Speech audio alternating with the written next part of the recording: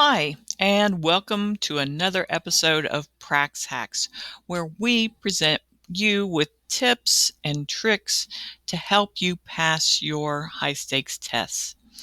Today's topic is constructed responses / the essay portion of this test. Today's episode is brought to you by Upside. With Upside, you can earn cash back on purchases of gas and purchases of food items, while still keeping your points, your loyalty points, and all of that. If you use promo code UWVQ4 and download the Upside app, you'll get an extra 15 cents per gallon on your first fill up. So again, Upside, being teachers, we need all the money we can get. So imagine with me that you're getting ready or have taken this Praxis test. There's 3 parts. You'll have the reading, and then the math, and then last but not least is the writing. Most people are tired by the time they get to the writing portion and they're ready to be done. This is an over 4-hour long test, including all 3 parts. Some people think, oh my gosh, we're leaving the worst for last because it's the essays. Of the writing part, the essays are the very last thing you can do. And that's, I feel like, is very kind of unfair because you've taken all of the reading, you've taken all of the math, you've taken the multiple choice part of the writing, and now they ask you, last but not least, to write 2 essays.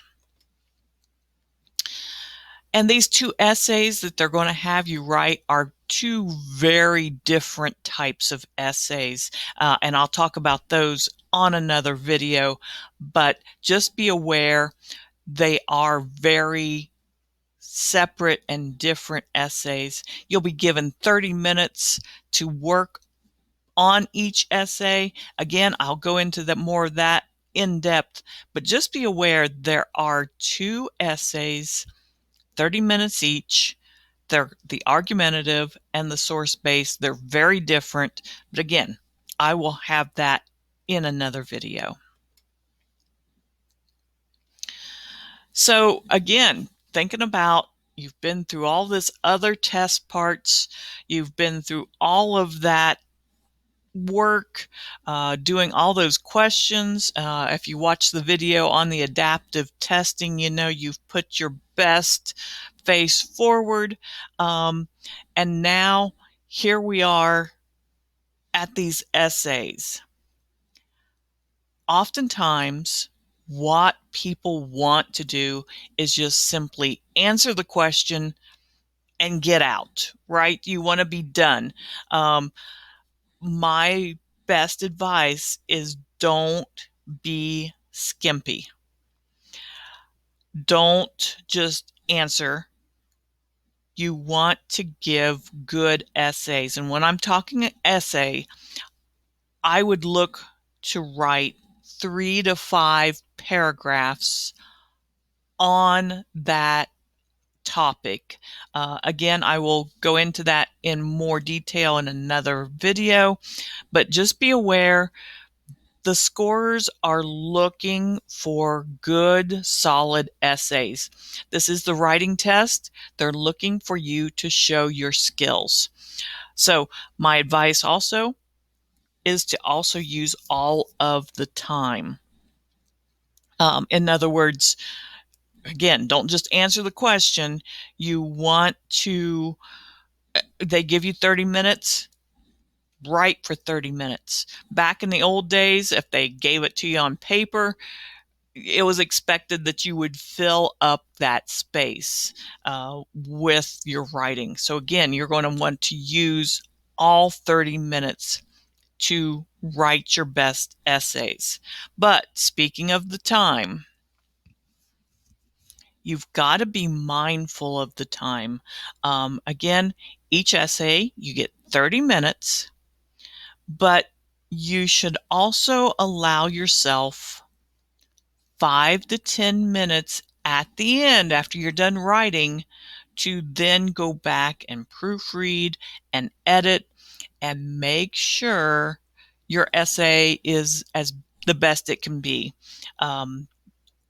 Again, 3 to 5 paragraphs. You want to look through and make sure you haven't made, I'm going to call them silly mistakes. You're going to want to edit for content.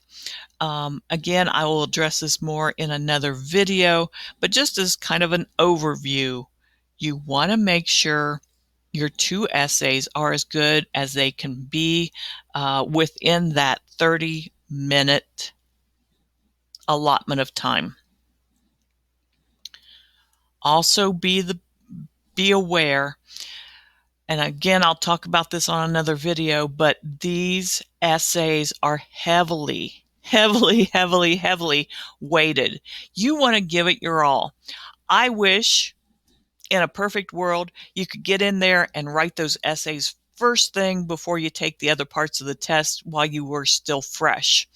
No, they've given it to you at the very end of all the rest of the testing elements, and then they expect you to write.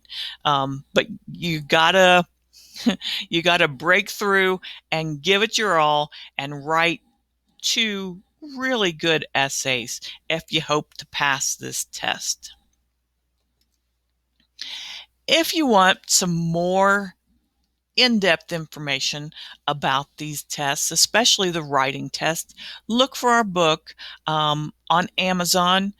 This is directly for the writing Praxis 5723. It is also good information for some of your other tests, high stakes tests where you have to write, but the book itself, again, is designed for the writing 5723 test. That concludes our video for today. I hope you'll join us again sometime. If you really want to get more information from us, like, subscribe, and feel free to drop in the comments some suggestions of other topics for us to cover here at PraxHacks. We'll be glad to do that, and we greatly appreciate you, and we will see you next time.